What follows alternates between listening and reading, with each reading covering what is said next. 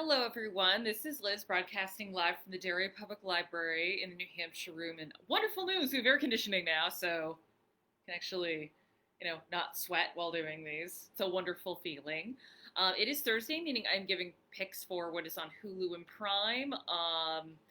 And kind of a heavy list today, but still a good list. The first, we're going to talk about Hulu, and there's a great film that's on there. I am going to say content warning because it's a very violent film and it's a lot of very visceral violence, but still a great movie. Jennifer Kent's The Nightingale. It takes place in Australia in the 1820s, and it's a woman who is an indentured servant to a British officer, and she is abused by him, and he ends up actually like doing something horrible to her family. So she's trying to go find him, track him down, and get revenge. And she ends up teaming up with an Aboriginal man.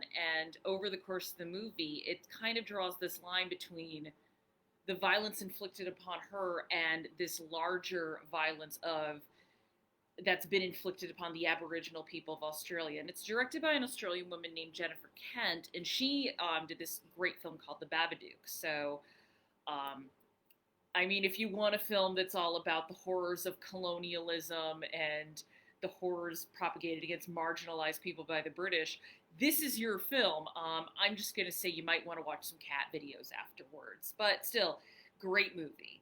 Up next, something a little bit lighter is Risky Business if you need your 80s fix, as I so often do. I think this movie, even though I am not a Tom Cruise fan, he's a lot more watchable in movies where he was a human being. And I think Risky Business gets dismissed as kind of a playful sex romp. And this is a movie where there's a lot more going on there. And I would just say, even if you only remember it for the old time rock and roll scene, I would say watch it. I think this is a lot more. This film has, I think, a lot more of a brain and a lot more of a heart than people give it credit for. So I'd like to see people rediscover it. Um, Up next, this is a disaster film. I believe it is from Norway, if I'm remembering off the top of my head, and it's called The Wave. I am a disaster film addict, especially if Roland Emmerich is blowing stuff up. I'm like, yes, I own a copy of 2012. I don't even know if I'm proud of that. Probably not. But I do think there's a way that America does a disaster movie, and then there's a way that other countries do them, and I was like, let's see a Norwegian take on this. And I actually think it's both a good action movie. The scene where the wave goes through the town is terrifying. But there's also a good human drama there. It drags on a little bit towards the end. I think that's a problem that a lot of disaster movies have. But if you want a disaster movie that's a little bit different than your average popcorn flick, I would definitely say check this out. And HBO has once again opened up parts of their collection for free for people on Hulu.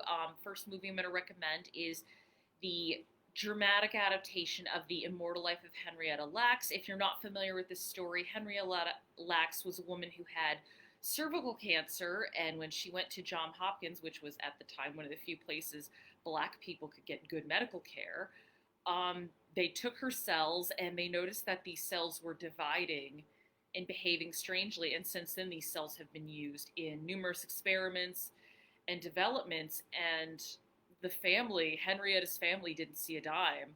These were just called HeLa cells. So it's not only a story of this woman, it's a story of what happened to her family. I mean, they had the trauma of losing their mother at a young age.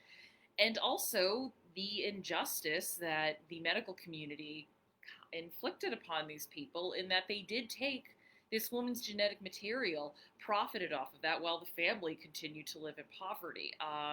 Also, if you have seen this movie, definitely read the book as well. And also, Spike Lee's documentary, Four Little Girls, is up. That is the one that is about the Baptist church bombing in Birmingham, which took the lives of four young African-American girls. This is actually a Academy Award nominee for Best Documentary that year. I think it's a fantastic documentary, and I think it's good to watch stuff about this era because we think of it as so long ago, but you do the math, it's really not. There are people who experienced all this who are still alive. So It's always good to put that in perspective. On to Prime, we have some more lighthearted things there. The first is if you're a horror fan and you're a creature feature person like me, or you just want something that's 90 minutes, you're in and you're out, Crawl. Uh, it's a movie about giant alligators. Those girls gotta dodge alligators and save her dad. That's literally the movie. It knows exactly what it is, and it gives you exactly what you want. You come for gator deaths, you get gator deaths. Sometimes you just want what it says on the tin, and I think Crawl delivers magnificently. Um, Up next, we have a documentary series called Lorena, and this is about Lorena Bobbitt. So, if you're around my age or a little older, younger, you probably only knew Lorena Bobbitt as a punchline.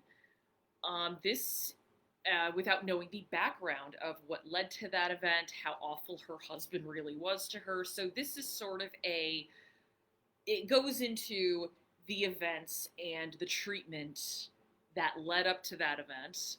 Not sure I could say what it was on Library Livecast, but we all have Google. Or if you're my age, we all know what it is. But it also goes into how it became kind of a joke, whereas like this kind of started out as an issue of like emotional abuse and domestic violence. And I would just say, if you're a true crime person who doesn't want a true crime documentary about murder, this is great. But I think it is a good examination of it because, it is always interesting the way our culture will interpret some things or how certain events will be processed through our culture. Will they become jokes? Will they become horrifying things? Will they become misremembered? So I think it's fascinating for that. Up next, one of my favorite thrillers, horror movie of all time, The Stepford Wives is back on Prime, and of course I'm not talking about that 2004 remake. That thing is terrible. I'm so disappointed with everyone involved in that remake because I'm like, oh, you have Nicole Kidman, we have Bette Midler, Frank Oz is directing, this is going to be great. No, it's not. But the original Stepford Wives is fantastic. I'm also a huge fan of the author of the original book, Ira Levine. He also wrote Rosemary's Baby. And the original Stepford Wives came out at a very interesting time. This is around the second wave of feminism, women's liberation. I don't want to say women going to work because a lot of women, especially women who were poorer or black and brown, always worked. But I should say, upper middle class women going to have careers and having lives outside the home. And aside from all of the other trappings of the Stepford Wives, it is at its core a movie that is about what if your supposedly supportive partner is not so happy about you being an equal partner and would prefer you to just be subservient. And I think there's a reason Stepford Wives endures as a movie and as a story, because I think a lot of people share that fear of, what if my partner really doesn't support me? Or what if my partner really doesn't want me to be a partner, but something else? So I think it's great. Great performance by Catherine Ross. A haunting ending. That's another thing that remake botched. I could do a whole program on how that remake's terrible. Anyway, my final film recommendation of the day is a good example. I don't even know if I call it a good film, but it is an example sort of, again, how culture will process things. And I am talking about Michael Cimino's Heaven's Gate. So if you don't know who Michael Cimino is, he directed The Deer Hunter, which went on to win a bunch of Oscars and got him a lot of clout in Hollywood. And what he wanted to do was to make a historical epic, which was actually about a town of immigrants kind of getting, run out of town. It is a very fascinating piece of history. But the making of the movie and how much of a disaster it was, or how difficult Michael Cimino was something that actually predated the release of the film. And it really is a case of something that was doomed to start. And it was considered at the time one of the biggest box office bombs ever. And it is an interesting film to see because I would not call this a film that's been unfairly maligned. I think there's a good movie in there. I just don't think the sum of its part is great. I will say Christopher Walken's introductory scene in that movie is great.